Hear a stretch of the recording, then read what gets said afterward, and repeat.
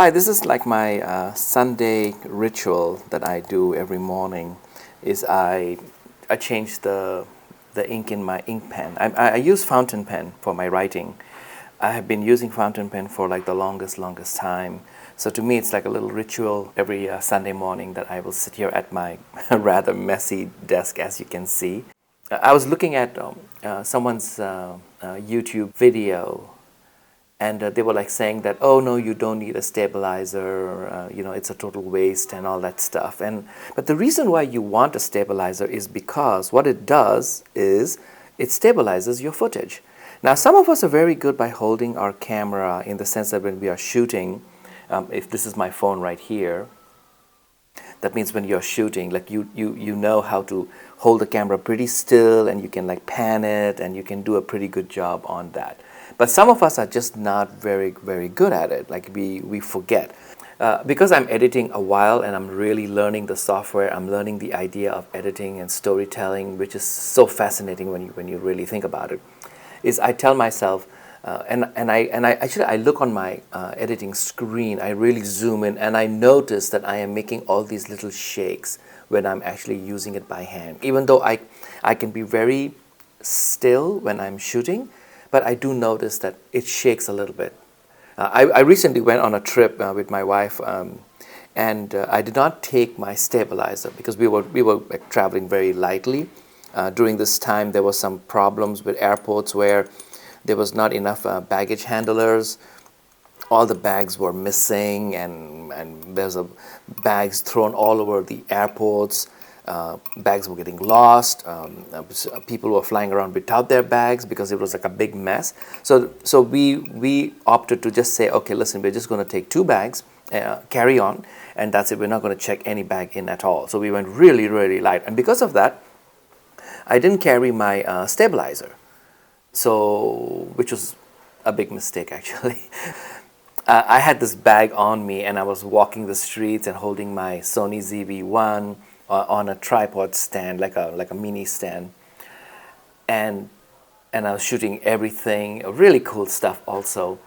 Then when I came back and I went to my editing, I could not use those footage at all. It was just terrible. And let me tell you the reason why too, because I had this bag with me and I had my laptop in my bag. So the bag was kind of heavy. So when I'm walking, it was not like a knapsack, you know what I mean? It was like a sling bag. So it was swinging, and I was swinging. So when I'm holding my phone like that, or I'm holding my camera, because I was using my phone and my camera, and I was holding it, and I was actually moving. And you know what? All that footage is just totally... I'll have to make like an MTV version video of it, so that way the movement is part of the video. But it was just bad, and I told myself, you know what? Next time, I'm taking my stabilizer with me. I'll leave my computer, but I will take my stabilizer. I mean, I took my computer because I was also working. So from the hotel and where I was, I was still logging into work and doing my thing. So I was working.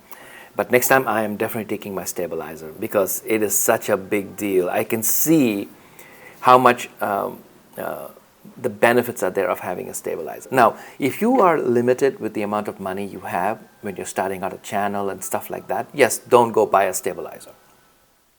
But please understand what it is. It is basically to make your footage just beautiful. It's a huge difference. It's a night and day difference. Now, if you're very good at holding the camera, or your shots are mostly done on a tripod, that means they are still shots, so you can just use a tripod, and you can buy a tripod for $12, $15 at the lowest. That's good enough. Then you don't really need to buy a stabilizer. But if you are doing a lot of shots that require you to move, there's a lot of movement, then think about a stabilizer. Editing is storytelling.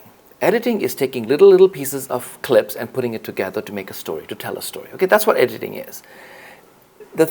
If you can shoot really good footage, you have less work to do in the editing bay. If you can shoot footage that is really awesome, like everything is just beautifully shot, you have so much less work to do when you're putting it in the editing.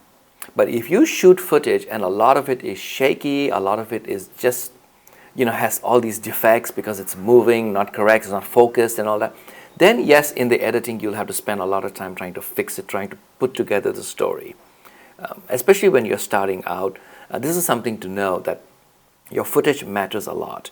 The sound actually matters even more, of course, but your footage is your footage. So you're speaking something, and you want to say something, and you want to show something. So what you're going to show has to be also nice, has to be a little bit, steady.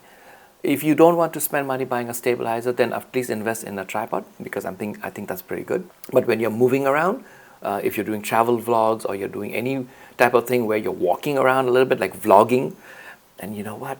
A stabilizer is the way to go. Anyway, thank you for visiting this video and visiting me today. And hopefully I'll see you in the next video. I do want to say thank you to some people who have already subscribed and wrote some comments. Thank you so much. I do appreciate it. Thank you very much. Bye-bye. See you in the next video. See you. Bye.